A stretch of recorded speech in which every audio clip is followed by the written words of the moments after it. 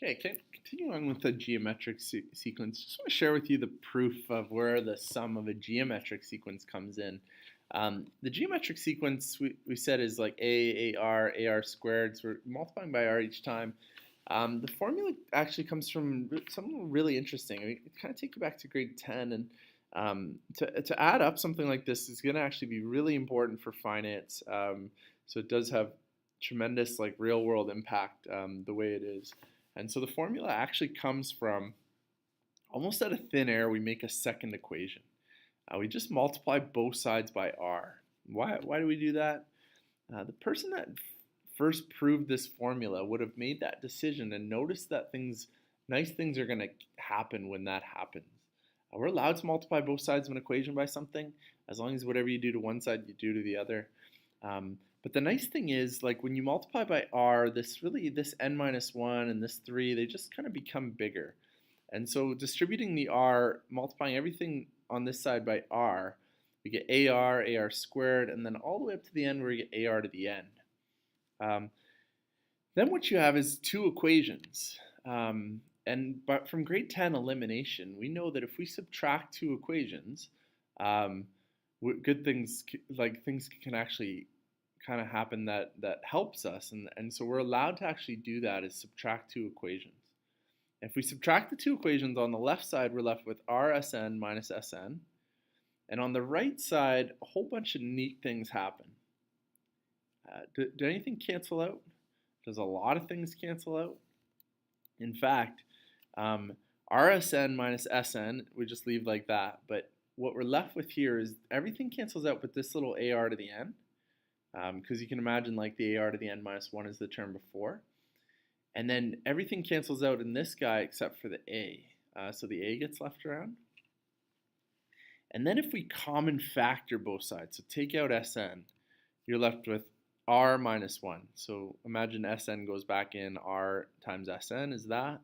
Sn minus 1 is Sn. A times r to the n is ar to the n. And a times negative 1 is negative a. And then just dividing both sides by r minus 1, this is where this formula comes from. It's a tremendously important formula. Just looking at an example, so what we do, similar to arithmetic, is we use the one form, the smaller form, the general term, to give us what we need to find the full sum. So this question is asking for a sum of 7. But we only know the third term is 18, and the terms increase by a factor 3. So we know r is 3. And we know T3 is 18. If we sub this into the general term formula, not the sum formula, the general term formula, we can sub in 18 for Tn and 3 for n and r and solve for a. You can also do this by thinking about it, going back to two terms to like, what do we divide? Divide by 3 and you'll get 2.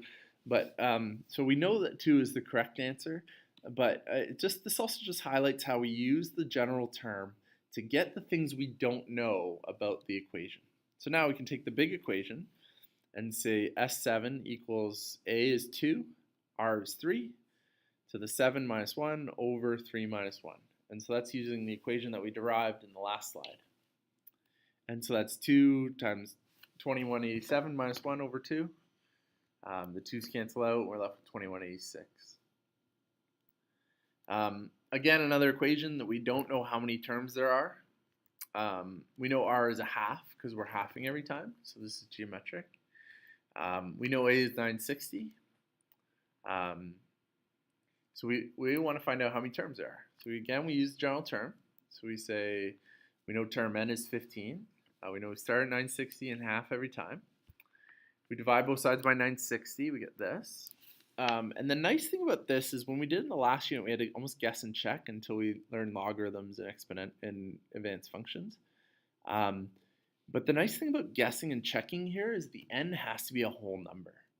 So if you're okay with the fractions, it makes it easier. Reduce 15 over 960 to 1 over 64. If you want to go to a decimal, you can, but you're asking yourself 1 over 2 to what exponent gives you 1 over 64? So 1 over 2 to the 6 gives you 1 over 64. So that means n minus 1 has to be 6, so n equals 7. You could have figured that out by halving every time to get 15. But again, if it was a more complicated equation, this kind of helps us see what to do using the general term. Now using the big formula, we know 960. We know we're doing 7 terms. We know the R value is 0.5. We get a negative on the top and the bottom, but that's okay. They cancel out. Then we're left with 1905. And so that's what they add up to. And there's some practice.